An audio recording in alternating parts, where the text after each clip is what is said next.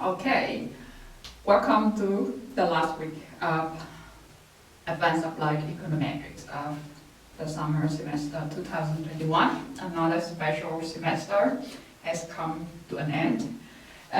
So this week we're going to talk about another special type of dependent variable. It's called limited dependent variable, usually.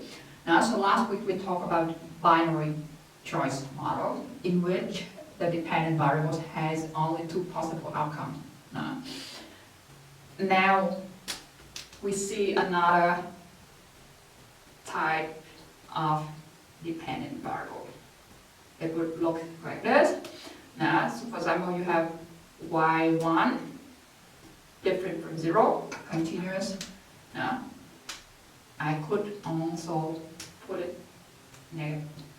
positive, and then you have y2 equals 0, y3 larger than 0 and continuous, y4 equals 0, y5 equals 0 again, and y6 larger than 0, and so on, so on, so on, so until yn, for example, equals 0. So the point here is there a substantial number of 0 in the vector y, dependent variable, and the rest is continuous and positive. So if still for some x matrix, but here let's take just one explanatory variable, x1, for simplification, just to save us some time. You still observe x11, x21, x31, x41,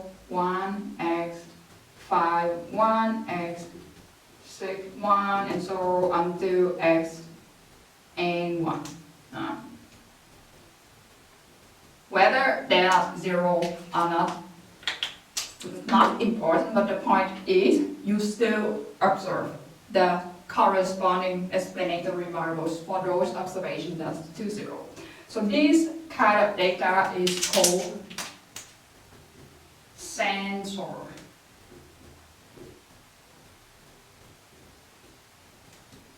dependent variable. Or if you consider y and x jointly, you could also call sensor data. So the feature of sensor data is O yi below a certain threshold, and here we take 0. But in general can be any other value. But in this week we focus on the threshold 0. Okay? R set to that value. Here again that's 0. And the rest remain as they are. But you have corresponding x are still, like I said, available in the data set. So that's called sensor data, which is the focus of our model this week. Now, the question is, so why are those zeros there? Where do they come from? There are several reasons. The first reason directly connected to the motivation of our binary choice model last week, that is the corner solution of utility maximization problem. So after considering or evaluating cost and benefit, the consumer decide to consume zero of good I. Consumer decide to consume zero of goods I. Sorry, what? The second reason could be, now let's take an example, for example, beer. So the first case here is a consumer deliberately choose not to consume beer because the cost is too high compared to the utility he would get, for example. The second reason why zero is there is missing value or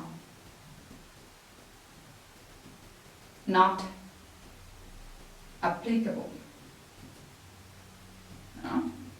Not applicable. Example, I'm allergic to something in beer, so that I cannot drink beer. So it doesn't matter how cheap beer is, I would not consume any beer.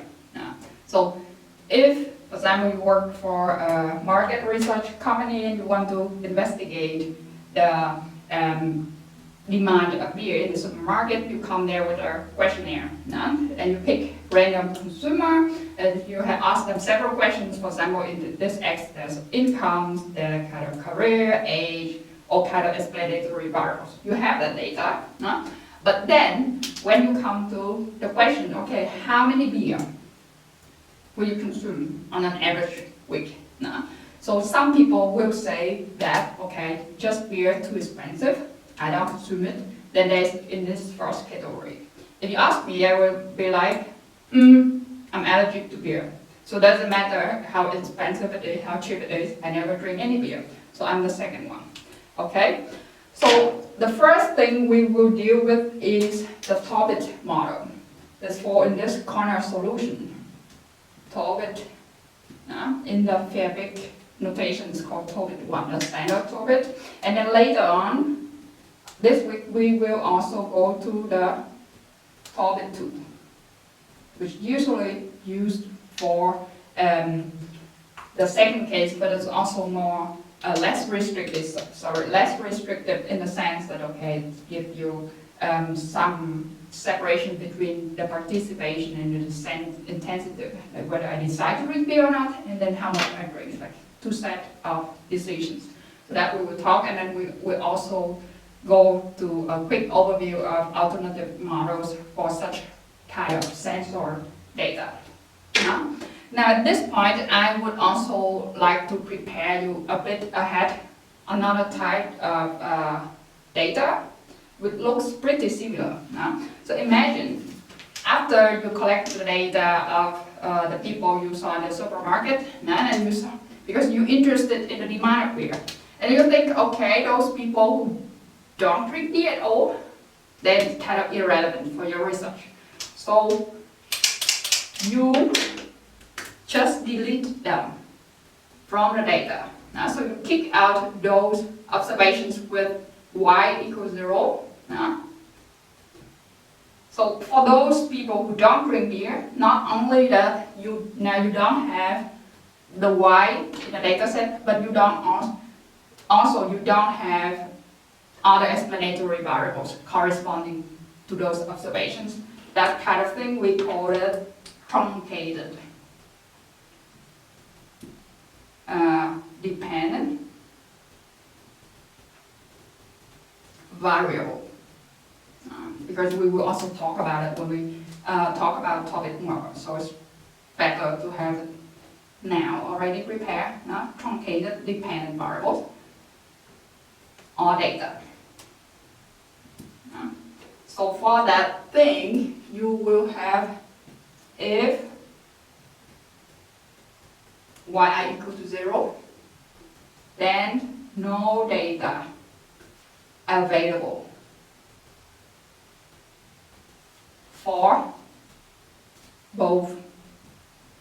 yi and xi.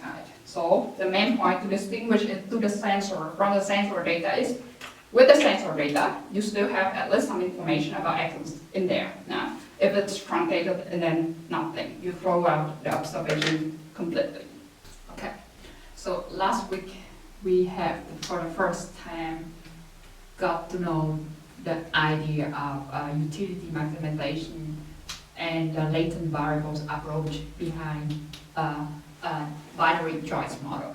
So this week again we will revisit the utility maximization problems, also motivate us for this kind of sensor variable, however will be slightly different. First of all, let's do very quickly one example of utility maximization, which we have done a lot in micro. I hope you still remember something. So here we maximize utility function, which is a function of towards z, now with respect to y and z.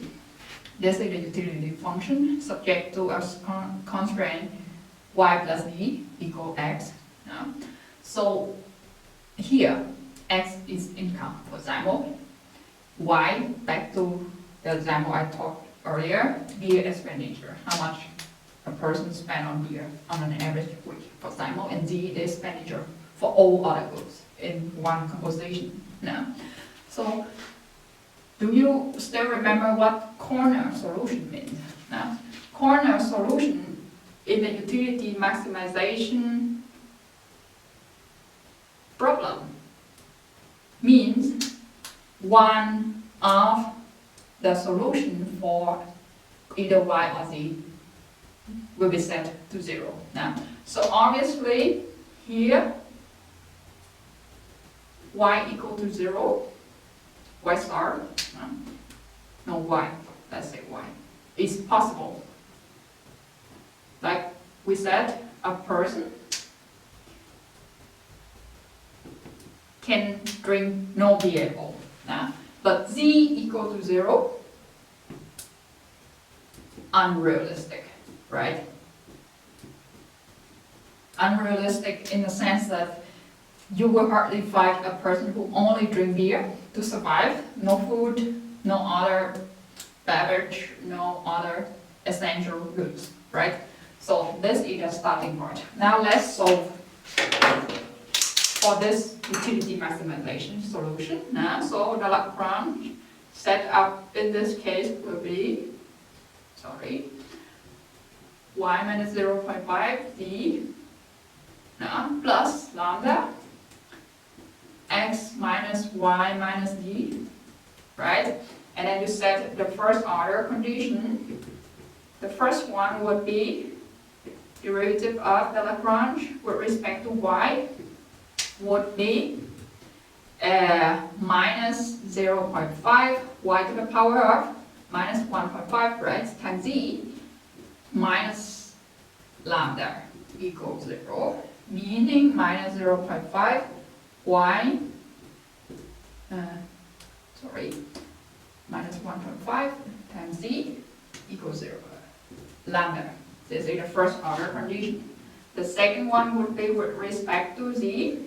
Since we have done a lot already, I will just go very quickly now.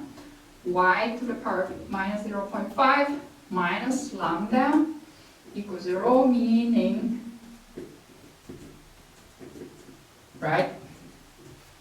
And then the last one would be the budget constraint, right? Income minus expenditure of beer minus expenditure of all other things equal 0.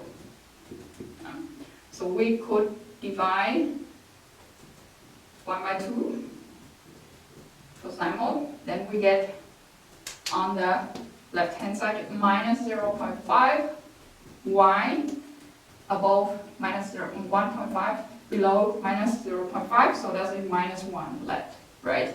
Times z equal to 1 because on the right hand side only lambda for both equations. So meaning y would be equal to minus 0.5 z. Okay? Now let's denote it as 4. You would put 4 into 3, and then we have x minus 0.5 z, no? Then minus another z equal 0. So minus times minus is plus. Plus 0.5 minus 0.5 is still x minus 0.5 z equal 0, right? Meaning z equal 2x. And that's also equivalent to x minus y minus 2x equals 0. Then we have y equal to minus x. Now, so what is special about this solution here? So usually, what we have learned in microeconomics, we somehow restrict, we have a constraint that the expenditure or the consumption of the goods must be larger than 0. So here, with this utility function, with the shape of this utility function, we have an individual with a negative consumption of beer, or a negative expenditure of beer, given that income X positive. No? So because of that kind of special solution, you don't absorb this, of course, a negative beer expenditure. No?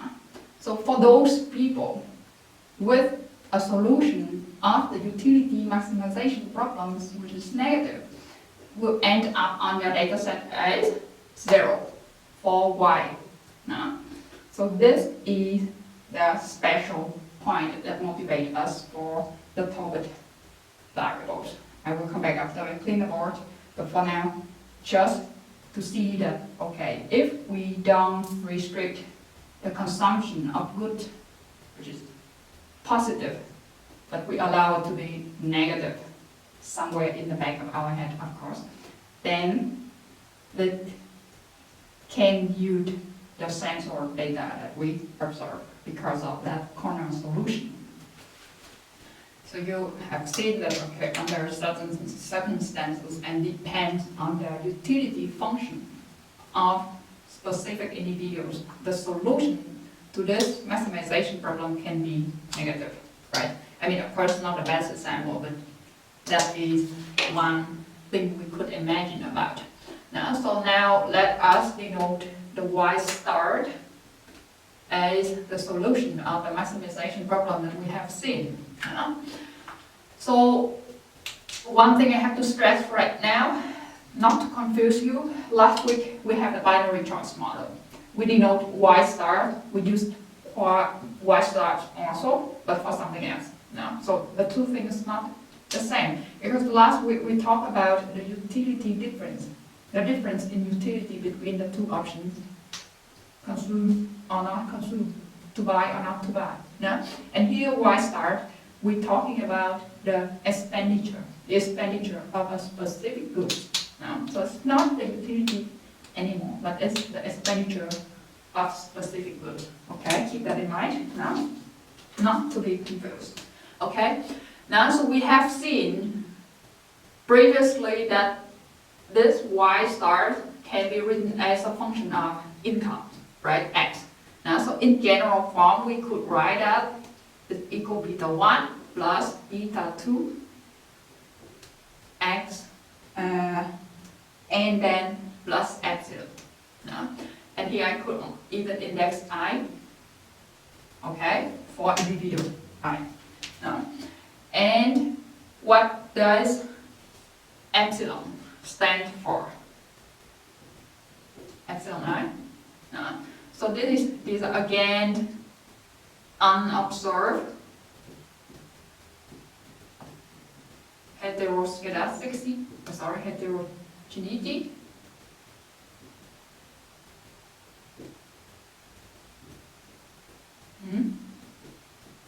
of individual. So apart from explanatory variables that we measure, like incomes, age, blah, there's some unobserved factor that determine this beer expenditure, right? Okay. So what happens in your sensor data is if yi start larger than 0, then you observe a yi equal yi start. So you ask the people, okay, how much you spend on beer, and then they blah, blah, blah. According to my utility maximization of my utility function, then I spend yi start on beer per week. But if yi start is negative or equal 0, like we have seen over there, then the person will say, no, nothing, I don't spend anything, right? So, because he can't say, okay, I spend negative something, meaning somebody has to pay him for drinking beer. So, that is the idea about the sensor data. So, if you put everything together, this equation, you will arrive in the Tobit model. On your slide 5. Tobit 1 or it's called standard Tobit. And that is the motivation for the Tobit model up to here. Now, one thing we should add here is we assume that epsilon I distributed normally with mean 0 and variance sigma across all individuals. So I, T, independently, identically distributed, right? So that is for the setup of the Tobit model. Next we will talk about the likelihood and marginal impact. But first of all, because we still have space here, let me show you on the graph how it looks like in the idea of sensor data, which will also be helpful later.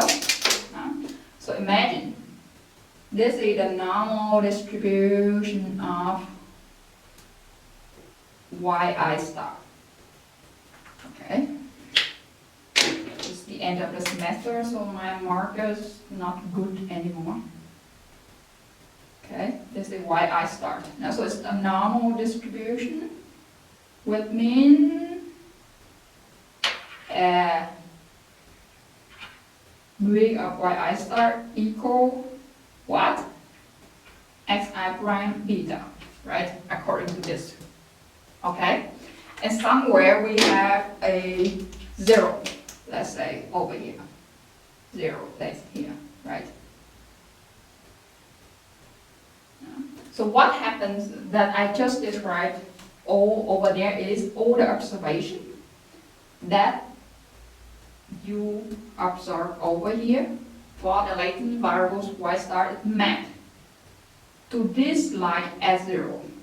So at 0 now there's a lot of observation, a substantial part of your distribution concentrated here in this 0. So we could draw some arrows over there. So it's a lot concentrated over there. And this part, this part that I just crossed now, of the distribution, including this blue line, is called the sensor. So with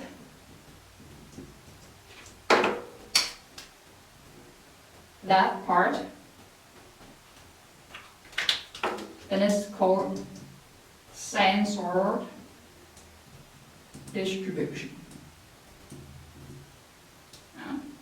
And without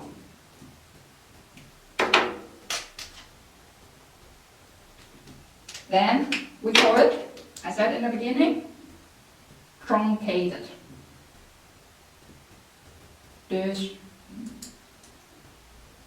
distribution, okay?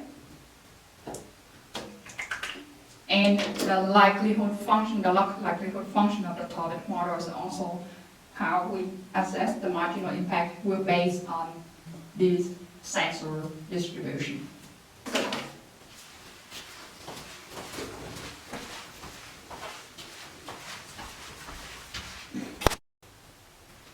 Now let's have a closer look to this sensor distribution of y-axis.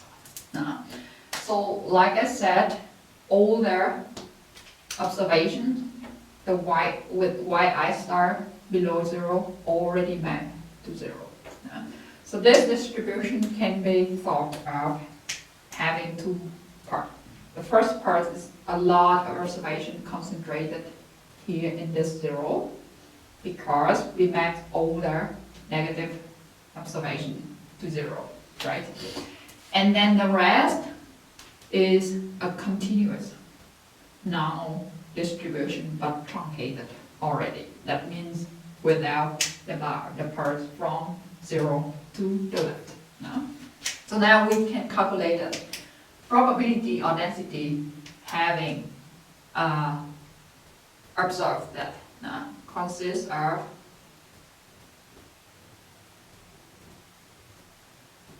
two parts.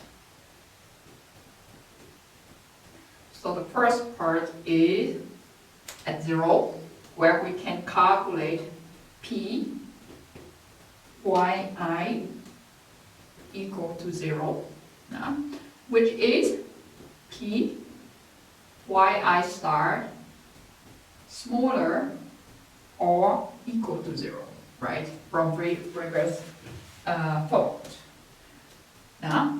So if you remember, in the statistic review, we said that in theory you cannot calculate the probability of a certain value for a continuous distribution. So the probability of this outcome equal, a specific value is 0 for continuous variables, because there's infinite number of possible outcomes, right? However, here, because a lot of observation, a substantial part of your sample concentrated in 0, we can calculate that probability. So think about that. Similar to what we have done last week for the binary choice, it will be equal to yi star smaller equal to 0 equivalent to epsilon I smaller or equal minus xi prime beta, right? So that is a very basic manipulation of the inequality, okay? That means you can just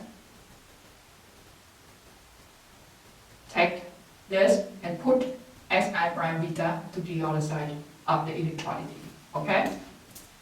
And we could even go further and standardize this distribution by dividing it by sigma. Sigma is the standard deviation, so it's positive, meaning when you divide two sides, both sides, wouldn't change the inequality. So it remains smaller or equal to minus x prime xi prime beta divided by sigma, okay? Where is it? What is it? Okay?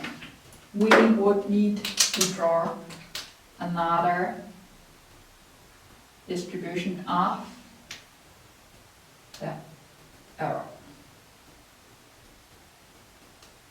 Imagine that, and the error has mean 0, right? And right there, when yi star equals 0, meaning epsilon I equal minus xi prime beta, right? So that's what we have found using the inequality. So the probability, well, here I standardized this already, so we could also have a standardized divided by sigma over here.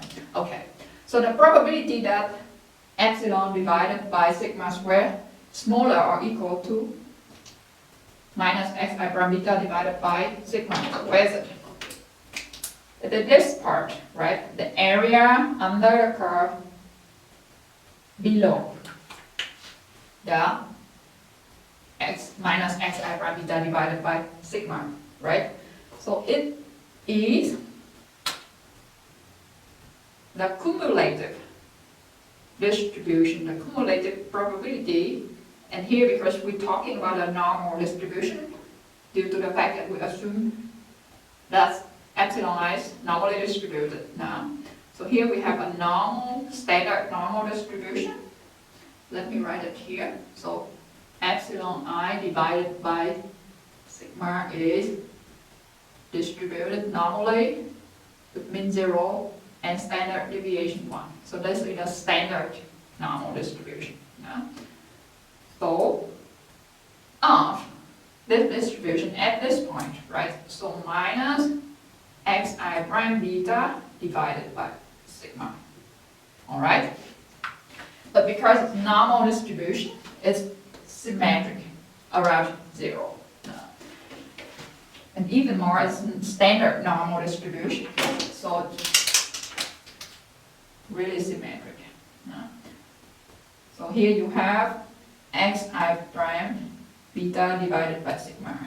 Symmetric around 0. So here's minus and here's plus, right? The same value. So symmetric means this part to the right hand side of xi prime beta divided by sigma will be exactly the same as the area to the left hand side of minus xi prime beta divided by sigma. But what is this part? The blue area there is 1 minus the cumulative probability of xi prime beta divided by sigma, right? Because by definition, the part to the left hand side of xi prime beta divided by sigma is the cumulative. So the part to the right must be total probability equal 1 minus that large part. So that is why it's written that way on your slide 6. So now let's spend a bit of time thinking why we have sigma over here, why we can have it in there. It may remind you a bit of the binary choice, the way we derive this probability already, except that we have sigma now. The reason is because for the binary choice, we don't observe yi star at all, right? We just postulated that, okay, 1, when yi equal to 1, meaning yi star positive. Otherwise, when it's 0, then yi star negative. So we know up to the sign of yi star, but not the value. However, in this case of the sensor distribution, at least the part to the right hand side of this 0, the part that yi star larger than 0, we can observe it, right? So we know at least the scale of the data, and that's by the standard deviation or the variance of the distribution. So in this case, we can estimate it. So that's why it's there. That's the first part. Now let's move on to the second part. So this is, and then the second part is the part to the right hand side of the 0. But now exclude all the observation at 0 already because we calculated here, right? So think about that. I said about truncated, I said about sensor. So the sensor distribution is nothing but a part at 0 plus the sensor part. Sorry, the truncated part, right? When you exclude this observation as at 0, then you have the truncated part. So truncated normal distribution, right? Because we assume a normal distribution, so truncated normal distribution for yi star larger than 0. So this truncated normal observation would have the expectation, also on slide 6, yi given or conditional on yi larger than 0. So exclude those 0 already. Equal xi prime beta, right? Not end yet. Plus another part, which is sigma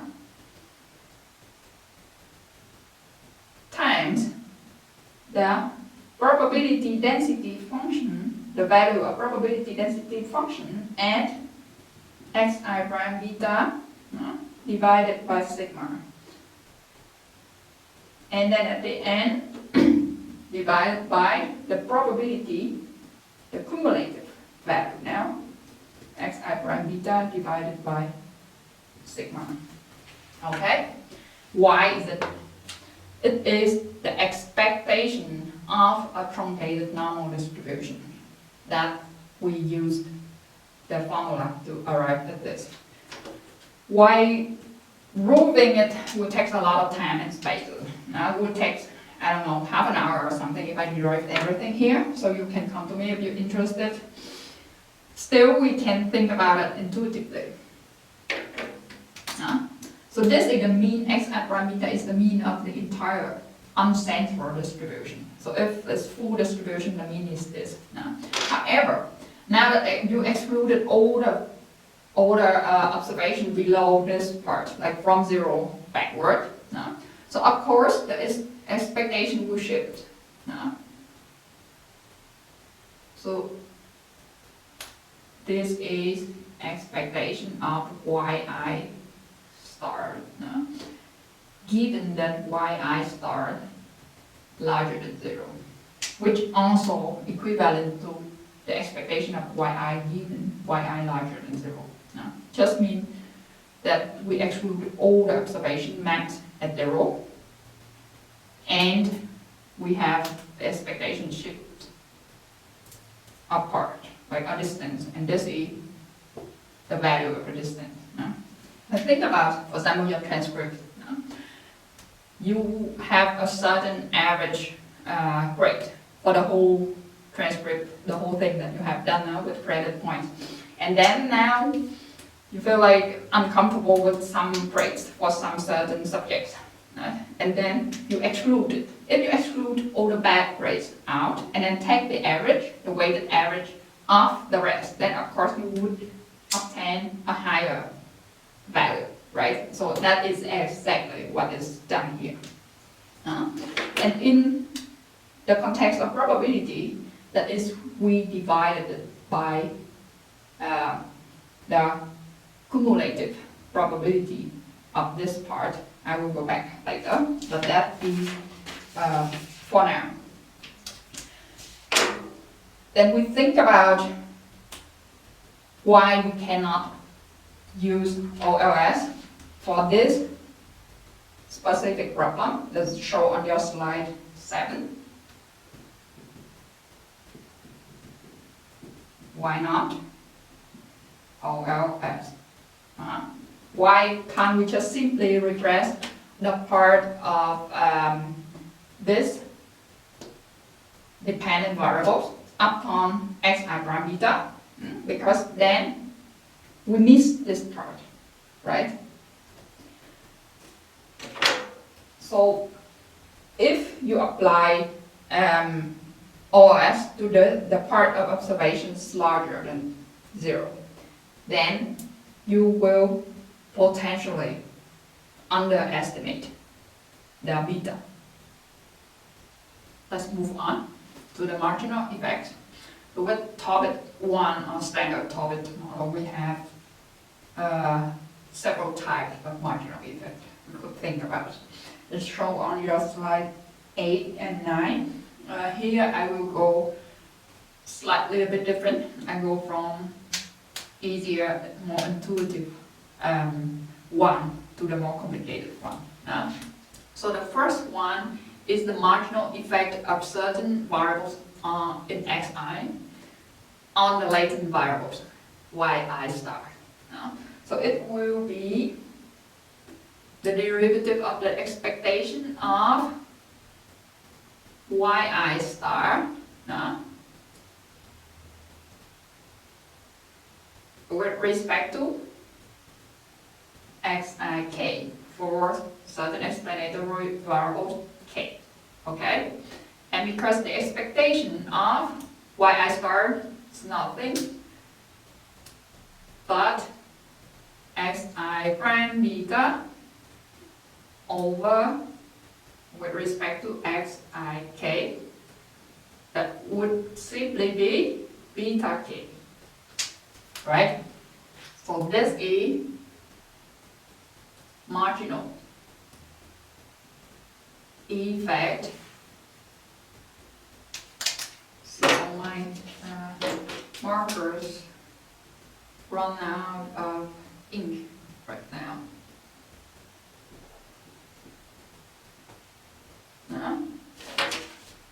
On the latent variables. So the real solution of utility maximization. However, in most of the cases, we don't focus on this. We're not so interested in this marginal effect. So we are more interested in the later two. The first is the marginal effect. Here I denote ME. I think this one. ME on the probability of yi being 0. 0, 0. And this is somehow similar to the case of the binary, the Tobit model that we have before. So that will be the derivative of the probability of yi equal 0 with respect to some xik. And what do we have? The probability of yi equals 0 we have earlier. So it will be 1 minus the cumulative distribution function of xi prime beta divided by sigma. I'm sorry. Okay. With respect to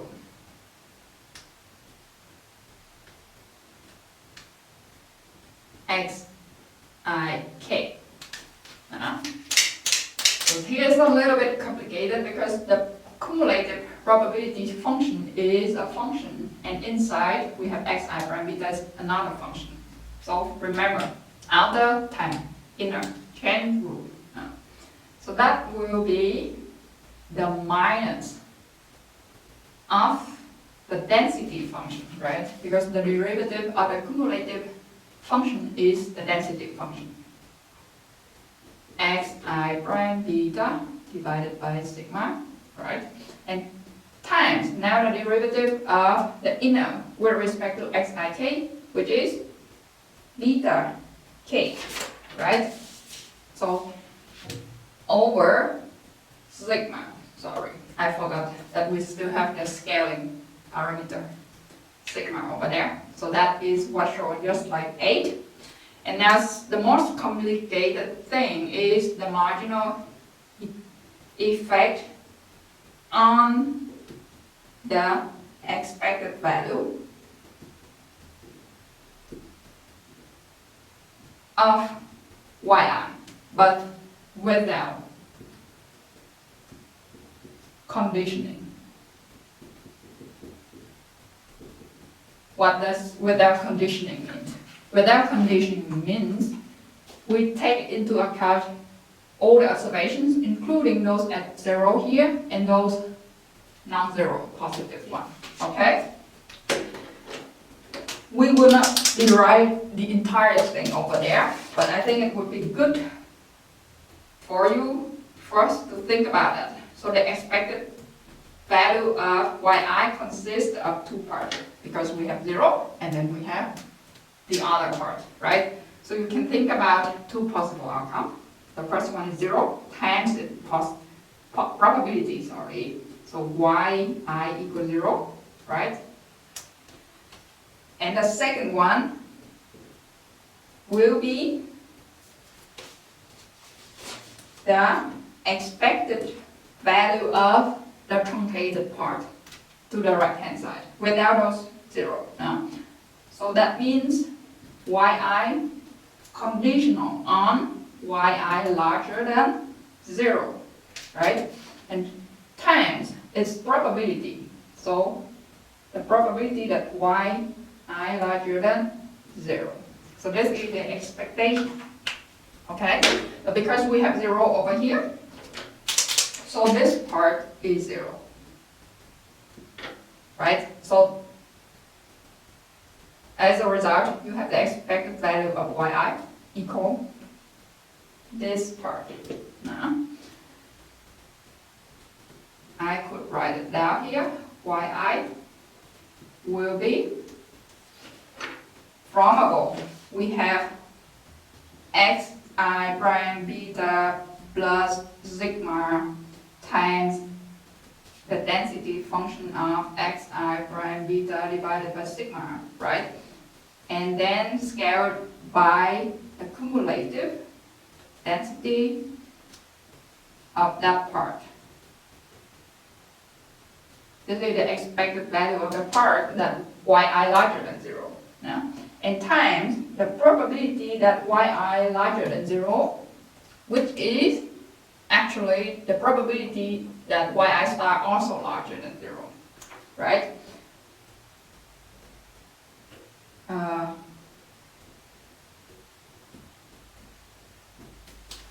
And this is the cumulative density of xi prime beta divided by sigma y. Again, look at this part. So yi star larger than 0, meaning its probability will be the entire area over here, right? To the right hand side of the 0. So that area will be 1 minus the cumulative probability of here. You have to scale it here when we want to plug in the part relating to the error terms, minus xi prime beta, right, divided by sigma. And that again, the cumulative probability of xi prime beta divided by sigma, because it's symmetric over here. This part should be the same, so that's why it is here. And then when you take the derivative step by step, you will arrive on what is written on the slide. I'm not sure I still have enough space, but I try. So here, the marginal effect of the expected value of yi with respect to xik would be beta k times the cumulative normal distribution of xi prime beta divided by sigma. Like I said, if you want to derive in detail, step by step, it would be a bit complicated, but for now that would be enough for us to calculate the marginal effects and learn about our model. So I'll let you go back to the other video with the estimation and the testing part.